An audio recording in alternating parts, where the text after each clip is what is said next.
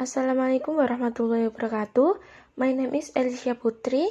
I made this video to fulfill the task of Sociology of Education, and I got the material from the Sociology of Education, a systematic analysis book from Jean and Friends. Page is 198 until 227. Let's see our presentation. My topic is the school as an organization. Let's start it. Okay, the first I will explain about the social system of the school. According to the functionalist approach, the school system is composed of many distinct subsystems of parts, each with goals. Together, these parts make up the functioning whole. Maybe you can see the picture 1. If one of these parts experiences problems or breakdown or does not carry out its functions, so other independent parts are affected. The first is School Research Office. Here a member of the school staff, usually the secretary, greets us and ascertains our business. The office and its staff act as buffers to protect the rest of the school from interruption of routine. Second is classroom. Classroom take up most the physical structure of the school. Within the classroom, teacher and student are the main occupants. However, the order of the classroom, including seating, agreement, arrangement, work group, location, style of leadership, class size, and types of student affect the relationship between position holders and the consequent role to play. The third is support service are necessary for a classroom to function. Standard service include food and emergency health service. In addition, most schools have personnel and facilities for counseling, technology, special service such as psychological testing or tutoring, bus service, and library service. Second slide, I will explain about goals of the school system. The first is societal, community, and educators' goals. According to Emil Durkheim, the social organization of the school classroom that fosters the moral habit that keeps societies together. Educators debate goals for school curriculum, structure, outcomes, and even what values and morals should be taught. And then, for the community and families, goal for school included formalizing and structuring socialization experiences, facilitating peer interaction, helping meet family goals for successful children, and giving children more options in the competitive marketplace, and producing young people who will fit into the community. After societal, community, and educators' goals, second is school goals. By 1918, the National Education Association Commission on the Reorganization of Secondary Education recommended that secondary education should develop in each individual the knowledge, interests, ideals, habit, and power whereby he will find his place and use that place to shape both himself and society toward ever nobler ends. The high school district part invasion was not limited to the college preparation of few youth, but the comprehensive education of all a community's youth, no matter what path their future might take. The third is individual goals. Those who hold roles in school are also likely to have different goals. Goals of parents including providing opportunities for their children to get ahead or occupying their children during a part of the day. And administrator and teacher desire high quality education, but they also have personal goals such as the need for money, prestige, and satisfying work. Next, I will explain about the school as a bureaucracy. The first is division of labor, recruitment and promotion policies. Teacher and administrative officers have their respective duties both at school and at home. Because each of them has done their work routinely, they are experts in their field. And second, hierarchical system of authority. Hierarchical of school is school board, superintendent, principal, teacher, staff, and student. Each of those levels has different duties and responsibilities. By itself has different lines to communication. Third is rules, regulation, and procedure.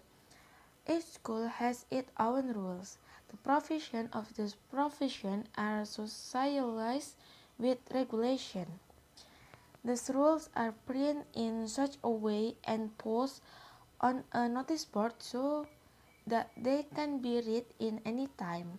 And the teacher even posts them in the teacher handbook so they can alert students who break the rules. And four, holders of similar position being treated the same. If someone holds a certain position in bureaucratic organization, if there is neglect of one rule, it will cause problems in organization.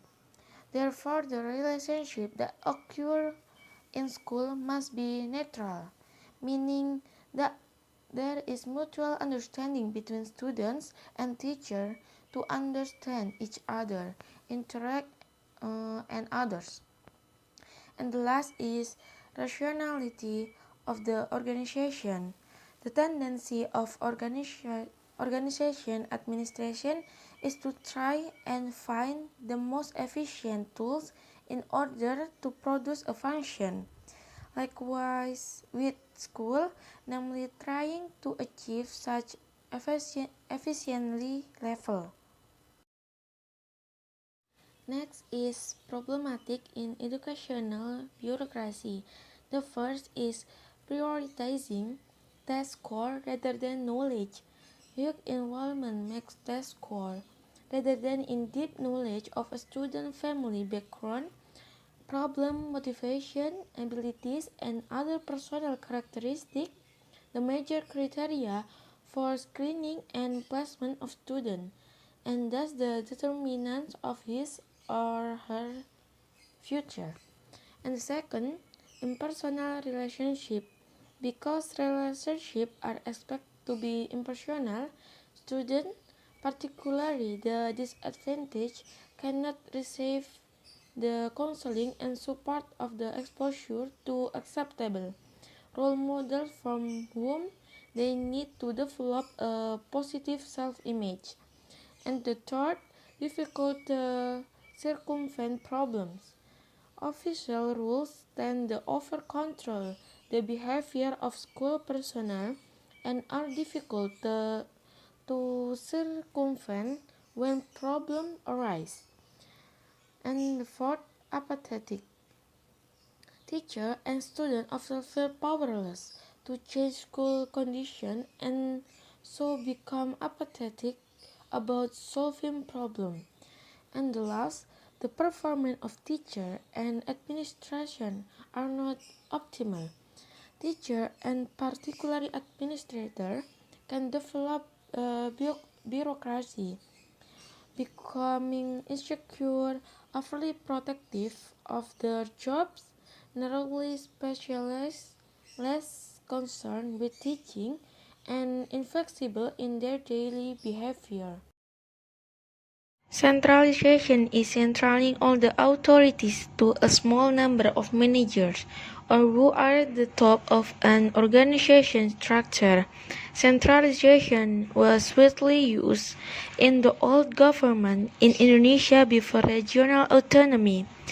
The weakness of a centralized system is where all decisions and policies in the regions are produced by people who are at the center of the government, so that the time need to decide something becomes long. The advantage of this system is decisions and policies are fully coordinated by the central government.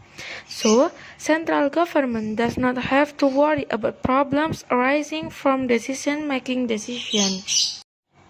And next is decentralization is often referred to as site-based management. Decentralization is the delegation of authority in making decisions and policies to managers or people who are at lower levels in an organization structure. Give local schools more responsibility for school operation. Educational reform.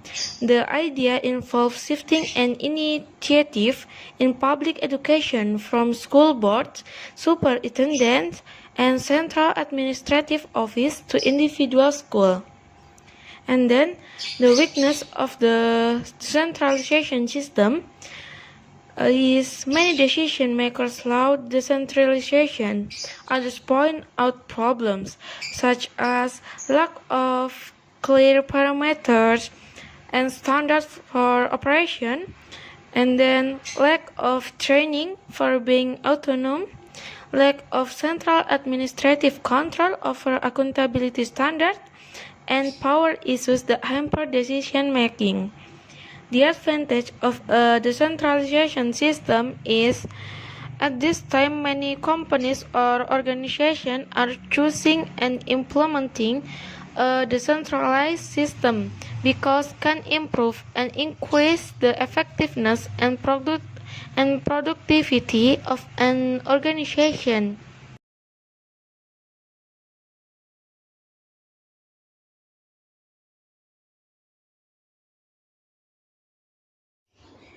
Reform of school organization. There is no shortage of suggestions for improving school. One of those suggestions urged education leaders to consider developing more small school or school within school. Several questions appear such as, small school and classroom, are they better for student achievement? This is question for us about small school.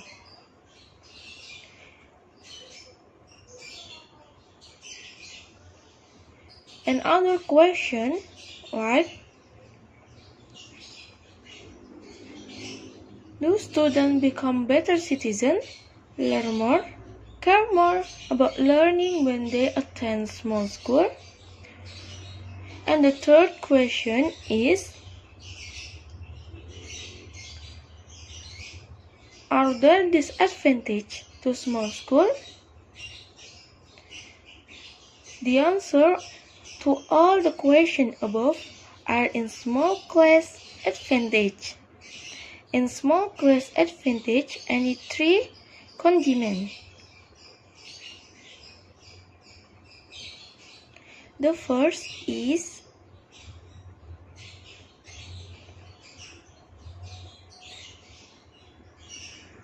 students tend to have higher academics, are more personal, have higher student and teacher satisfaction and morale, lower dropout rates and behavior problems, and have more students involved in extracurricular activities. And then, small schools are safer, have a greater communication and performance, feedback, and have more individuals involved in decision making.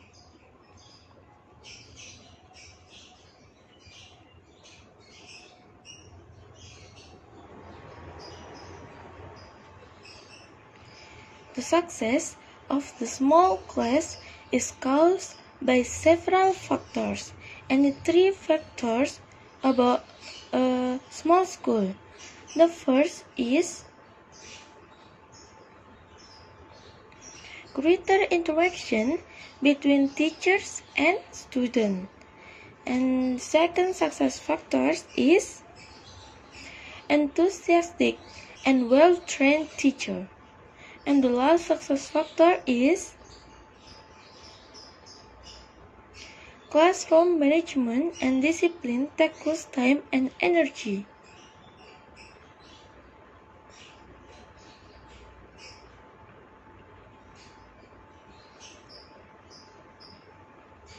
And then explain about reform of school organization.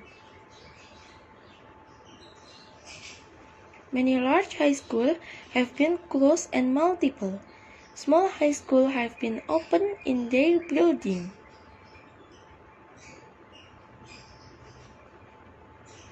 Often termed campus, these new educational organizations share facilities such as cafeterias, gym, science labs, until library.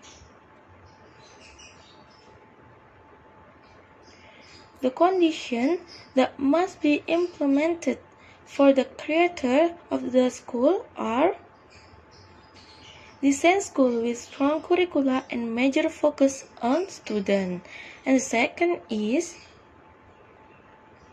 reduce the degree to which high school were anonymous and alienating to many youth was a central goal.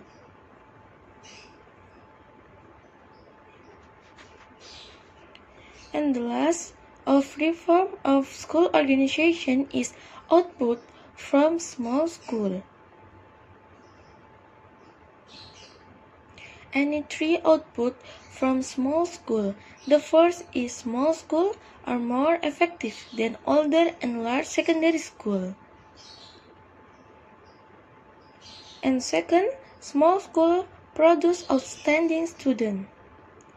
And the third is dropout rates and graduation rates were significantly better than large secondary school.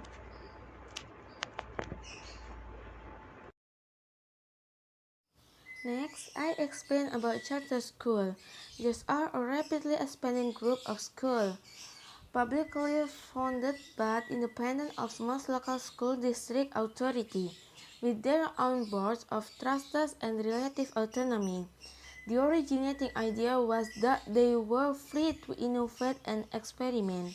Some have developed original structure and process, but in many cases they duplicate other district public schools. Some have excellent record of achievement among the students, but others are no more successful than their neighbor district public school. Next is how to support for school improvement. The first is coherent instructional guidance system. Help for teacher in the form of the instructional guidance in teaching. Feedback mechanism to help assess effectiveness of teaching, and materials, tools, and instructional routines shared by faculty to support their efforts. And second, professional capacity, the quality of teacher, professional development to support them, and teachers working together to improve instruction. These involve performance feedback and cooperation to solve problems. The third is strong parents, community, school ties. Student motivation and participation reflect the strength of parent and community ties with school. Fourth, student-centered learning climate. Teachers, administration, and staff in school influence the learning climate in school and set the tone for students to see themselves as learners. A safe environment is basic to learning, as is belief in student abilities and support for each student needs. And the last, leadership drive change. Principals in successful and improving schools serve as dynamic leaders. They involve the local community, hire and develop effective staff.